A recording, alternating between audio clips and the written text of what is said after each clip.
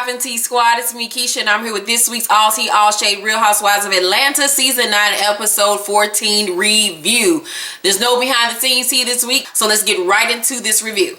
We start off this episode with Kandi being mad about what happened at the dinner table with them supposedly outing her as being a lesbian. She does not want to ride home with them bitches, so she goes and tells Cynthia that her and Hazel are leaving on the next train out this motherfucker. She will see them back in Atlanta.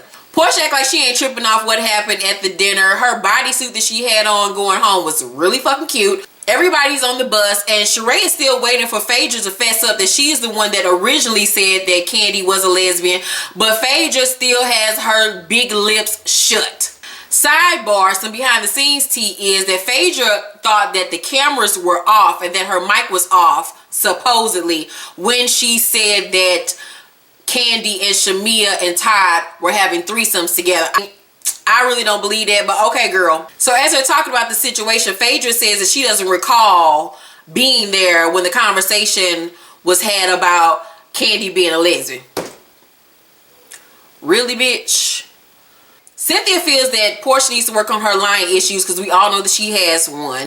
Porsha says she owns up to throwing shade, but then somebody in the group says, yeah, after about an hour of being interrogated, I was like, yes! Back in ATL, Cynthia returns home, and Noelle, and I think that's like her assistant or somebody, is organizing the house. The house is coming along. She tells them about the girls saying that Kandi was a lesbian. I'm like, why are you having this conversation with your teenage daughter? I think that's a little bit inappropriate, but it ain't my child. So Cynthia says that she's a lesbian because she tried a girl-on-girl experience before. And Noelle is like, what, ma'am? Like, I don't want to hear this shit. And she says that, you know, she got on a train, but she left before it took off, meaning that she halfway got there with a bitch, but they didn't do the whole act, I guess, with scissoring and eating each other's pussies and shit. Noelle is mortified, I'm mortified, but I guess Cynthia is like, shit, I'm gonna spill my own tea before one of these hoes ever try to out me or bring some bitch that I fucked back in the early 90s when I was on the runways and put my ass on blast. I'm like, Cynthia, spill your tea, bitch, before anybody else can, girl. Kandi returns home and talks to the Kandi Coda clique about the whole situation. Everyone is shocked that they tried to out her as a so-called lesbian. So someone says, well, a couple of them have dipped in the lady pond, and Kandi's like, exactly, well, we're gonna get on that in a minute. So Todd asks, well, what did Phaedra have to say about all this? Kandi says she ain't say a damn thing, my nigga. So she tells them that Sheree said that Porsha was the one that said that she was a lesbian. Everybody was like, Porsha, not that hoe. Not that loose booty bitch. So Kandi's like, we all know Porsha gets down with the girls. She knows it. I know it. Everybody knows it. She like, we in the same boat, baby girl. I've had my own experience with her. And everybody was like, ooh, spill the tea, bitch. So Ty says, you know, I was there when it happened. So the story goes, they were at an after hour spot and Porsha was in front of her dancing and Ty was in back of her. So they had her in a cute old little sandwich cookie, a little Oreo, you know, little situation going on. Porsha then turns around and kisses Kandi in the mouth in front of Todd and everything. Says to Kandi that she wanted to eat her pussy till she came. I was like, well, bitch, go ahead on, girl. So Don Juan runs out the room. I fell out my bed. This happened apparently 2 years ago and Kandi didn't tell anybody, but now, bitch, since you want to talk shit, I'm gonna bring out all the motherfucking tea. So Porsha has been texting her nonstop, trying to get in contact with her. Yeah, because you know she got dirt on your ass. But all right. Kandi finally texts her back and says she wants to meet with her so they can talk things out because she's pissed by this whole situation. Kenya invites Cynthia and her sister Mal to the spa because Cynthia's 50th birthday is coming up. Actually, Cynthia's 50th birthday is today. So happy birthday, Cynthia. 50 and fabulous, bitch. Invites her there because she wants Cynthia to have a vaginal I can't even say it. Rejuvenation, goddammit. So Cynthia is like, this is so much sex talk and lesbianism and vag and tits talk going on this season. I don't know what the fuck is going on. But all right, bitch, you want me to have it, I'm going to get it this free. Kenya tells her the benefits of having a rejuvenation. Apparently, it will give you more orgasm. She make it real nice and tender down there like a slab of meat. So Kenya says that she's never had her pussy rejuvenated because she's young and virile and has no children and hasn't had a lot of lovers. Bitch, and this is a whole head full of weave and not a wig. Okay, girl. All right.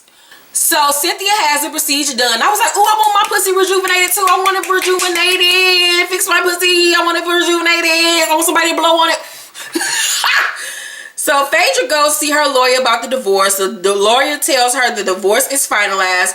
Phaedra's sitting there like this.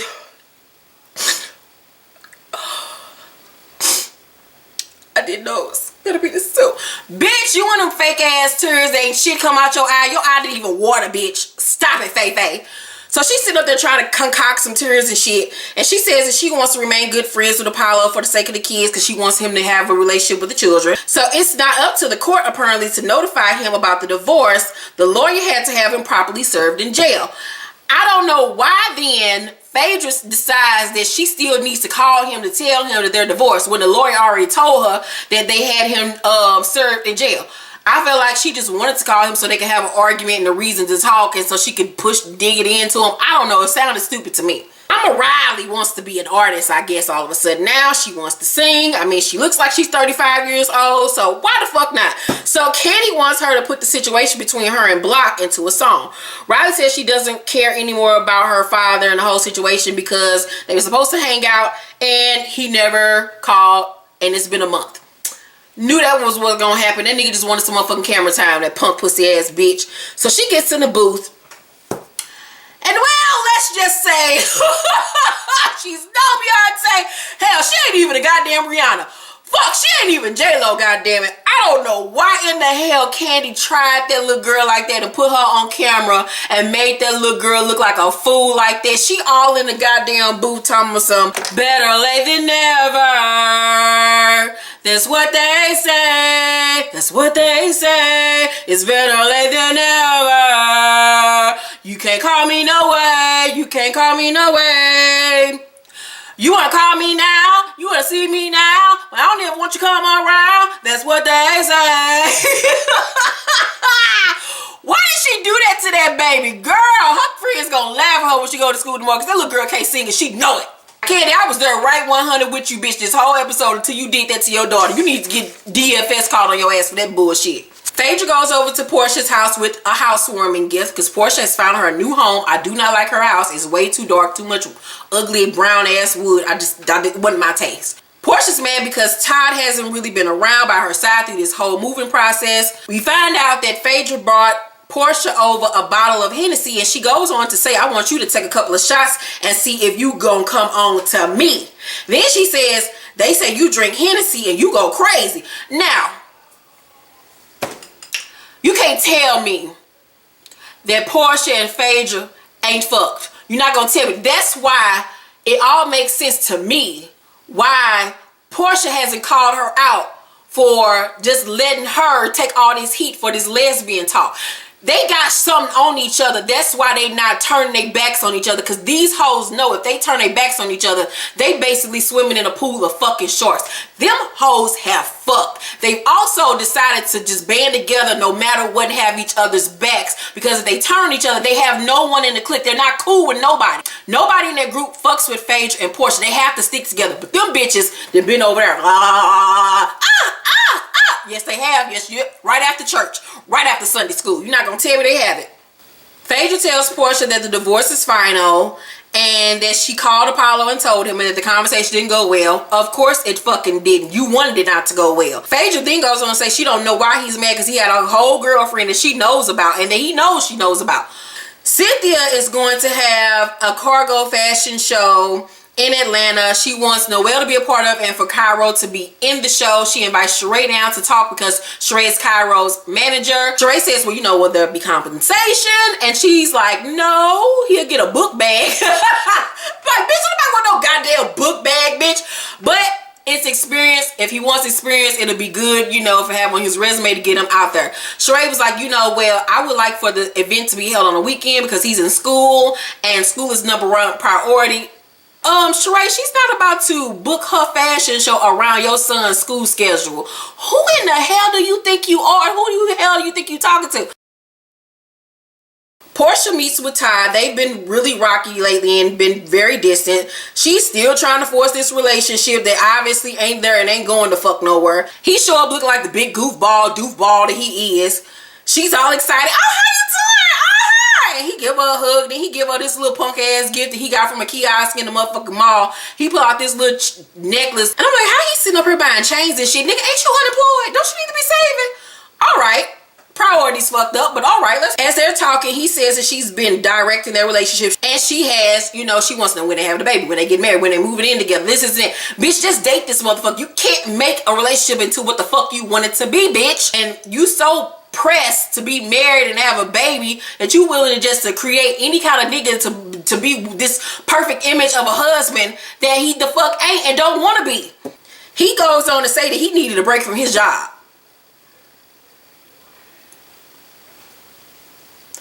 Oh, okay. I mean, unless you just got it like that where you can quit jobs, I mean, then go the fuck ahead and take all the breaks you want. But I'm speechless. So she says that she expects him to be more mature and will cut him off if he can't get it together. And I'm like, girl, if you gotta threaten a damn near 40-year-old man to get it the fuck together and to treat you right, then you don't need to be with this motherfucker. Duh. Big finale comes. Porsha and Kandi meet up to talk about this whole lesbian situation. So they sit down and first they make a small talk. It's really cute. It's really awkward and shit. And then Kandi says, you know, I was a bit thrown off by this whole conversation because she said she was confused because Porsha was acting like she didn't know who said it when come to find out she was the one that said it. Porsha says, I didn't know what she was really talking about at first. Kandi says, how could you not? I mean, I don't really remember the conversations that I have, Kandi. And I mean, when I said it, I didn't think it would carry any weight. Well, how did you really think it was going to be taken? I mean, when I said it, I didn't really care how you took it. I just want you to know it wasn't something that I've been going around saying. And me and Kandi was like, what the fuck you mean you didn't really care how I was going to take it? Oh, okay, bitch. Oh, let me take my earrings off because I see you about to go there. Porsha then goes on to say, I mean, well, you've been talking to Sheree about me and Block. Girl, why are you bringing this Block shit up again? Y'all already talked about it. She already told you that she didn't fucking say that shit. So Kandi says, I did not tell her y'all had sex. That day, me, you, and Sheree had that conversation and you tried to come at me crazy. Yeah, of course I did say you had sex with him then. Duh, bitch. Well, when I talked to you that day, it wasn't me coming for you. Porsha, yes, you were. Stop rewriting history, bitch. We all saw it. Kandi says, well, the way I know you had sex with him because you told me, bitch. What? Porsha's face immediately dropped. It was the funniest shit I've ever seen in my life because her thoughts was written all on her face at that point, and she literally had the expression on her face like, did this bitch really just say this on camera? Did she really just out me on camera? Holy shit. And her wheels is turning at this point. Kandi says, I mean, if you just owned your shit, you wouldn't have to always try to put me on blast. Kandi says, at the end of the day, it ain't no secret that I have hooked up with chicks before. It ain't never been a secret. I don't live my life like that. You do. Child, I was like, come on, Jesus. Speak a word, speak a word. So Porsha says, live my life like how? Bitch, stop trying to play dumb. You're a lesbian, bitch. You like to eat pussy on the weekends. You're like a pussy muncher. This is what you like to do. Nom, nom, nom, nom, nom, nom, nom, nom, nom. Kandi says, you live your life in secret, girl. Porsha says, how? What secret? Playing dumb, playing a ditzy dumb blonde as she likes to pretend that she is. You have hooked up with girls before, Porsha. Porsha then says, I'm not here telling your business, but I mean, if you want to go there, Kandi, it is what it is. If I'm single and decide to do one thing, but if I'm married and decide to flip-flop with women in my bed like they pancakes, that's totally different.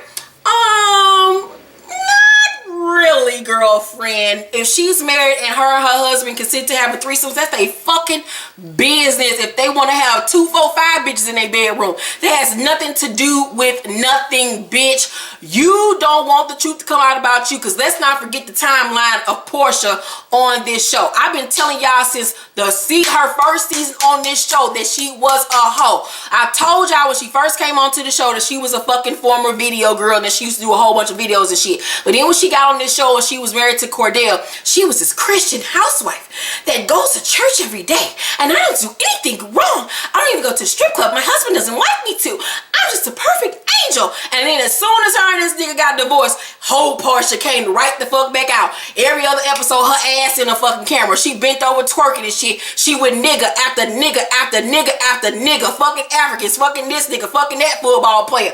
And the whole Porsha that I knew was always in there came the fuck out. And let's not forget, when she was Christian Porsha and going to church every week, she was caught on camera denouncing and rebuking lesbians and gays and saying that it was wrong. That's why she does not want it to come out that she likes women, because her church family, her church people will then start looking at her crazy because you was just in there saying that being a lesbian and a gay is sin. Porsha is a big fat ass liar. She has no storyline this season and she needs the fuck to go. Kandi says, my husband and I have only had one experience. Porsha says, oh really, Kandi? Oh really? I mean, at this point, what the fuck does this bitch have to lie about? She already said it before all this shit even came out that she's had an experience with a woman. We all know Kandi and Ty like to fuck other people in their fucking marriage. Who the fuck cares? It's no big deal. And at least she married, bitch. At least she ain't married no motherfucking closeted homosexual girl. At least she ain't over here trying to date somebody that ain't got no job and you trying to force him to have a whole family with you, bitch. Let's talk about that. Facts, not alternative facts. Facts. Then Porsha says, so Kandi, you ain't got no sex dungeon. If the fuck she did, so what? Like she said, why would I not say I had a sex dungeon? I sell sex toys. It's not a big stretch, bitch. And plus, I think it's fun.